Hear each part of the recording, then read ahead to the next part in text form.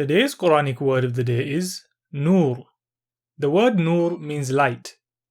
In the Qur'an, Allah subhanahu wa ta'ala uses light and darkness to represent guidance and misguidance.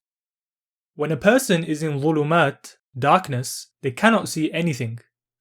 This means they don't know if they are safe or in danger, and would be unaware if they are heading down a path that leads to their destruction. When a person is in Noor, light, everything is clear for them. They can see what is good or bad, and if they are on the right path. Allah subhanahu wa ta'ala describes the Qur'an as An-Noor. وَأَنزَلْنَا إِلَيْكَ نُورًا مُبِينًا, and we have sent down to you a clear light. The Qur'an is a light to save the world from darkness. So let the Qur'an bring light into your life and guide you to success.